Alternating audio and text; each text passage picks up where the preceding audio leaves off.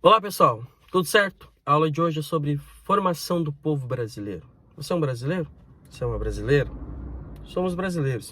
O brasileiro é aquele que nasce no território nacional ou adquire nacionalidade, um estrangeiro, por exemplo. O Brasil, ele é formado por um povo miscigenado. Miscigenado vem da palavra miscigenação, tá? O que é miscigenar? Que é até um verbo, né? É mistura de pessoas, mistura de etnias, literalmente. Eu não gosto de usar o termo raça, porque raça é raça humana. Eu até brinco. Ah, tem cor. Não, a gente tem níveis e níveis de melanina no nosso organismo. Alguns têm mais, outros têm menos, certo?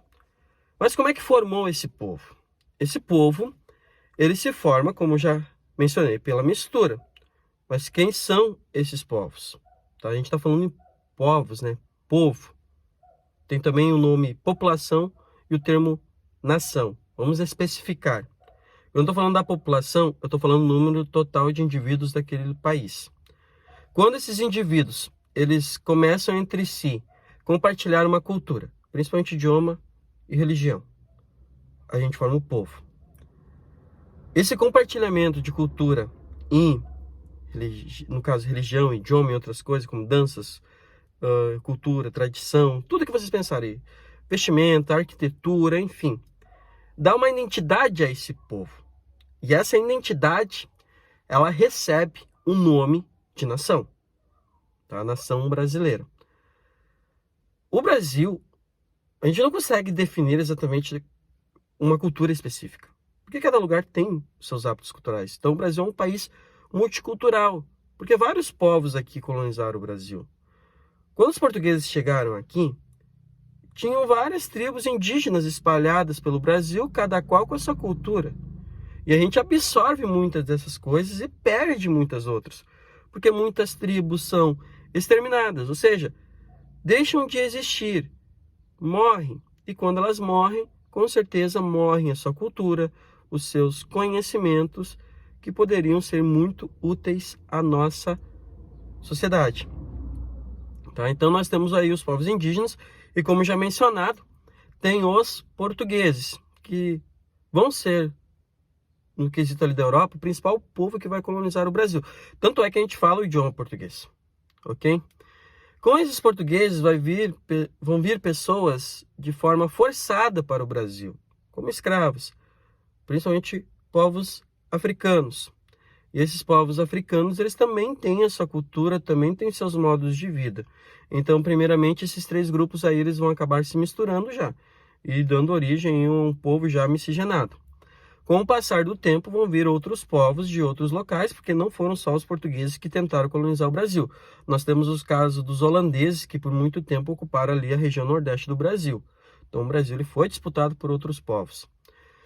Com o passar do tempo, tá, principalmente durante o período imperial do Brasil, se promoveu uma colonização.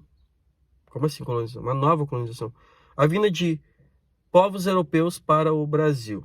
Tá? Especificamente, dois ganharam destaques, principalmente na região sul. Os alemães, que vieram a partir de 1824, e os italianos, que vieram a partir de 1870, depois da Guerra do Paraguai. Esses dois grupos na região sul e também na região sudeste vão ajudar a transformar essas regiões no sentido populacional, no sentido econômico, já que os alemães vão ajudar muito a região dos vales aqui no Rio Grande do Sul, principalmente a região do Vale dos Sinos, na questão do calçado. Os italianos na região da metalurgia, lá na Serra Gaúcha, a questão do vinho também.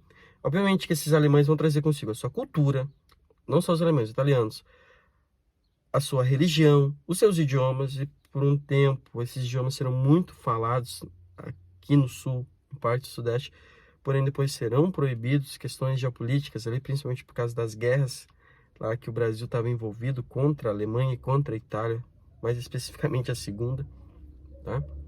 Então, quando a gente olha para esses povos aí, a gente vê porque que o Brasil é miscigenado, certo? Também a gente pode destacar outros grupos que vieram para o Brasil, como os sírios e libaneses, os japoneses. Então, assim, tu pode ir lá, quando se tu autodeclarar pelo IBGE, se tu é branco, preto, pardo, e vai aparecer amarelo. amarelo são os descendentes de orientais, japoneses, chineses, coreanos e assim por diante. Então, quando a gente olha para o Brasil, a gente olha para uma nação miscigenada, que é resultado da mistura de diversos povos. E isso estará bem explícito na nossa cultura. Se a gente viaja pelo Brasil, a gente vai ver que a cultura no Rio Grande do Sul é uma coisa, que a cultura em São Paulo é outra, que na Amazônia, lá no estado do Amazonas, é totalmente diferente, que o sertão nordestino é outra história, que a pessoa que vive no Pantanal tem a sua própria cultura. A gente tem elo de ligação que nos torna brasileiro e brasileira, que é principalmente o idioma, tá? E também, a gente pode falar da religião, já que cerca de 84% da população brasileira se considera cristã. Mas que tem que ficar claro, o Brasil é um estado laico, tu é livre para expressar a sua fé, a sua religião.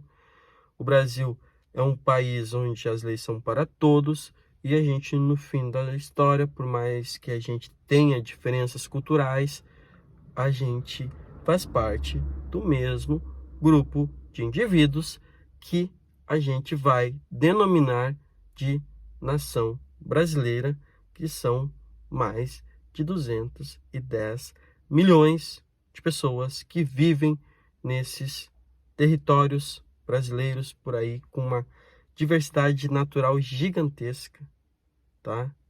Certo? Só por um exemplo, tá chegando a Copa do Mundo. Tu vai torcer pelo Rio Grande do Sul? Vai torcer pelo Piauí? Pelo Mato Grosso? Pelo Espírito Santo? Não, todos nós vamos torcer para a nação brasileira, ou seja, para a seleção do Brasil, que é um retrato da nossa população. Basta observar os jogadores do time brasileiro. Certo, pessoal? Um forte abraço, curte aí e até a próxima.